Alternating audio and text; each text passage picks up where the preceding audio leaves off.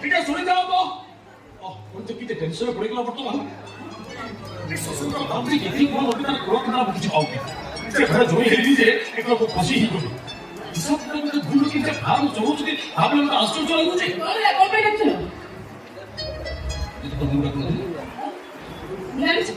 ତମେ ସବୁ ଶ୍ରଦ୍ଧା ପ୍ରାପ୍ତ ତମେ କ'ଣ ପାଇଁ ପଳେଇଛ ତମେ ତ ଘରେ ଭାତ ଦଉ ଶ୍ରଦ୍ଧା ଉପଯିବ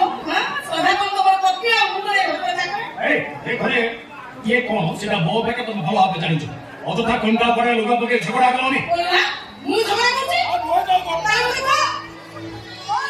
ଶ୍ରଦ୍ଧା କରୁଛ ବାନ୍ଧବୀ ପାଖରେ ଏମିତି କି ଗୋପନ କଥା ଅଛି ଯେ ତମେ ତମ ପତ୍ନୀ କି କହିପାରିବ ଗୋପନ କଥା ନୁହେଁ ବ୍ୟକ୍ତିଗତ କଥା ଯୋଉଟା ତମର ଶୁଣିବା କିଛି ବି ଆବଶ୍ୟକ ନାହିଁ କିନ୍ତୁ ମୁଁ ସେ କଥା ଶୁଣି ଜବରଦସ୍ତି ଜବରଦସ୍ତି এই তবে তো সিধা সিধা কুহ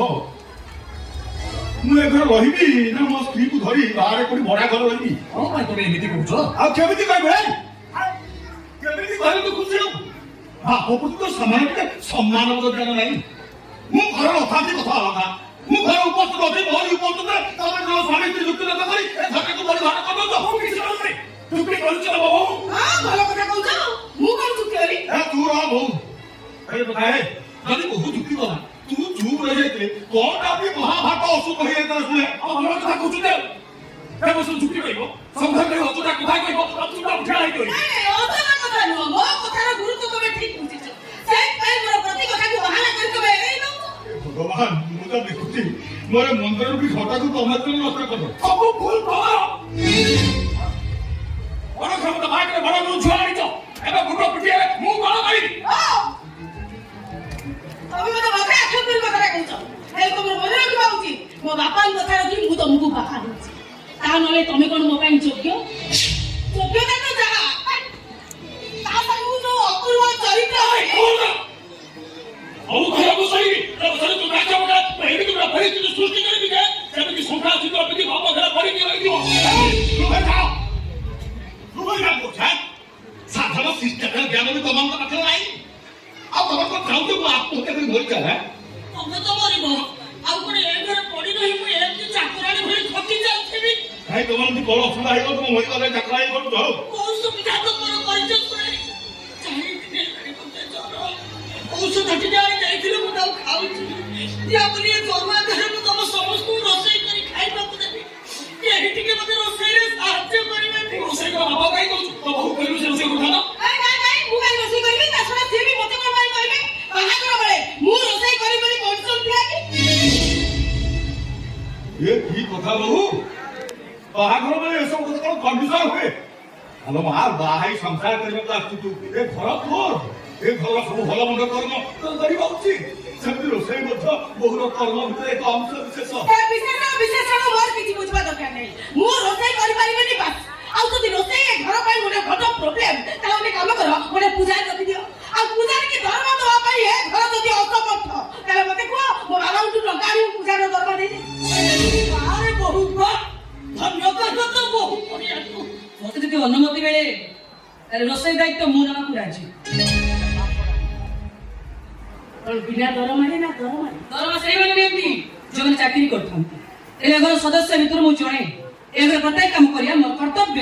ରୋଷେଇରେ ପସନ୍ଦ ଉଠି ଯେତେବେଳେ ସେଥିପାଇଁ ମୁଁ ତୁମ ଅନୁମତି ମାଗୁଛି ଠିକ ଅଛି ତମେ ରୋଷେଇ କର ମୁଁ ମୋ ପାଟିର ସ୍ୱାଦକୁ ଟିକେ ଆଡଜଷ୍ଟ କରିନେବି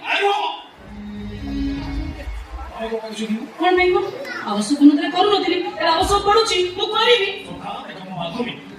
ବାନ୍ଧବୀ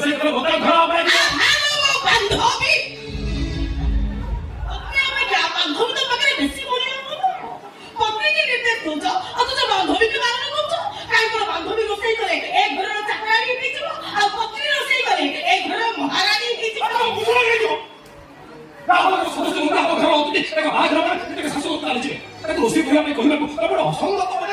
ତମେ ଏମିତି ସବୁ ସଙ୍ଗତ କାମ କରୁଛ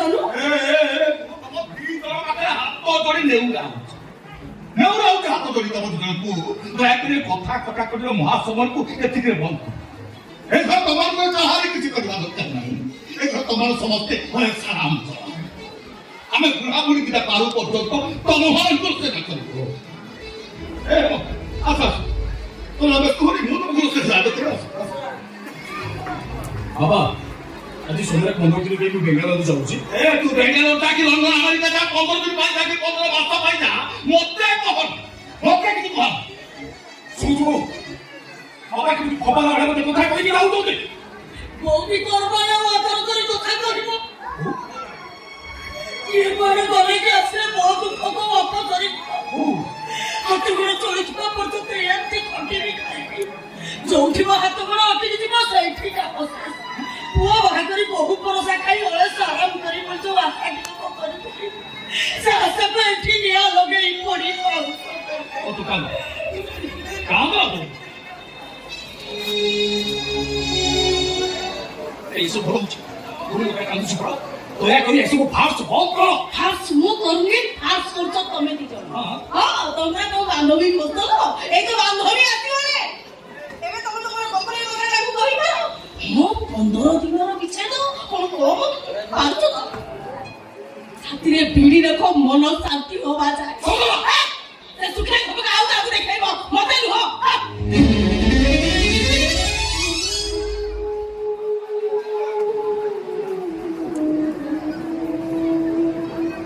ବୁଝିଲ ରୂପ ମୋର ଯେ ଅନୁଭବ କହୁଛି ଏ ଘରେ ସବୁ ଅଶାନ୍ତିର କାରଣ ହଉଛି ଭୁଲିବା ପାଇଁ ଚେଷ୍ଟା କର ରୂପ ଅକ୍ଷର ହଉ କି ପ୍ରତ୍ୟକ୍ଷର ହଉ ସବୁ ଘଟଣାରେ ମତେ ଇଙ୍ଗିତ କରି କୁହାଯାଉଛି ତମ ସ୍ତ୍ରୀଙ୍କର ସନ୍ଦେହୀ ମନ ତମ ବାପା ବୋଉଙ୍କର କ୍ରୁର ଦୃଷ୍ଟି ମତେ ବହୁତ ବ୍ୟସ୍ତ ବିବ୍ରତ କରିଦଉଛି ସହିପାରୁନି କି ମୋ ପ୍ରତିବାଦ କରିପାରୁନି ମୁଁ ଜାଣିଛି ପ୍ରତିବାଦର ସ୍ୱର ଉଠେଇଲେ ଏ ଘରେ ଦିଟା ମୋର ପାଦ ଦୁଇଟା ଟଳମଳ ହବ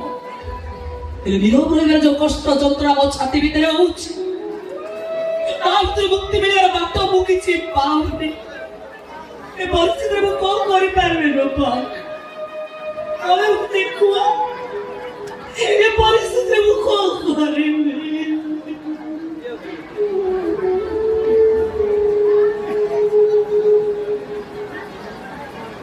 ଯଦି ମୋତେ ଛାଡ଼ି ଘର ଛାଡ଼ି ଚାଲିଯିବା ପାଇଁ ଚିନ୍ତା କରୁଛ ସେଥିପାଇଁ ମୁଁ ତୁମକୁ ଅନୁମତି ଦେଇପାରିବିନି ଆଉ ଯଦି ମୋତେ ଲୁଚି ଘର ଛାଡ଼ି ଚାଲିଛି ତାହେଲେ ମୁଁ ଆତ୍ମହତ୍ୟା କରିଦେବି ଯଦି କହିବ ତମ ଖୁସି ପାଇଁ ଏବେ ଏଇ ମୁହୂର୍ତ୍ତରେ ମୁଁ ତମ ହାତ ଧରି ଆଉ କୁଆଡ଼େ ଚାଲିଛି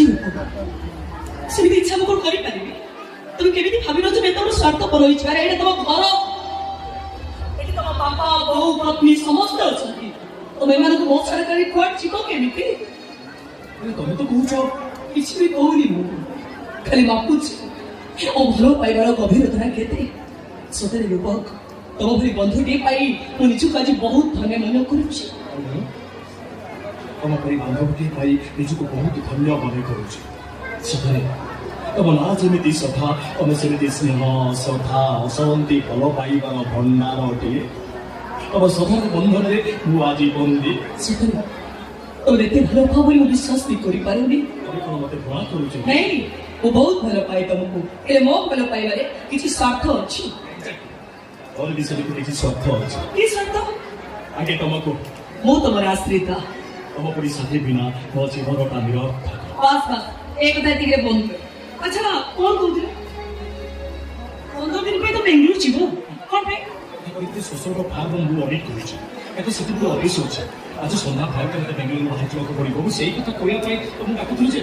ସଞ୍ଜନା ଆସି ପହଞ୍ଚିଗଲା ଅଯଥା ମସ୍ତ ଗୁଡ଼ାଏ ଯୁକ୍ତି କଲା କିନ୍ତୁ ରୂପକ ତମ ଅନୁପସ୍ଥିତିରେ ଏତେ ଦିନ ଏକୁଟିଆ ମୁଁ ରହିବି କେମିତି କଣ କରିବି କହିବ ତମକୁ ପ୍ରଦର୍ଶନ କରିବାକୁ ପଡ଼ିବ ମୁଁ ବୁଝୁଛି ରୂପକ ସବୁ କଥା ମୁଁ ବୁଝୁଛି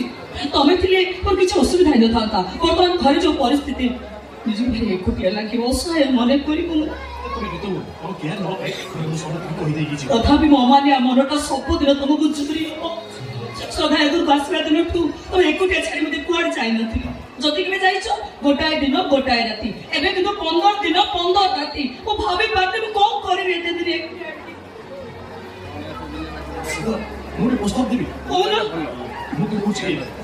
ତମେ ବି ମୋ ସହିତ ବେଙ୍ଗଲୁରୁ ଚାଲ ତମ ମୁଣ୍ଡ ଖରାପ ନା କଣ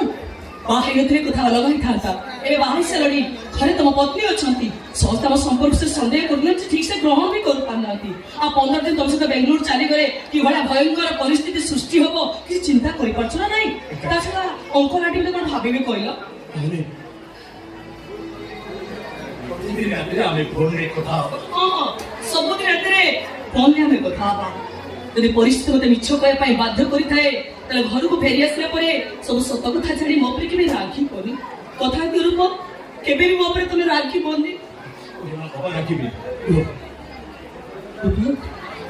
ତମେ ଫେରିଲା ବେଳକୁ ମୁଁ ଯଦି ନଥିବି ଯଦି ମୁଁ ମରି ସାରିଦେବେ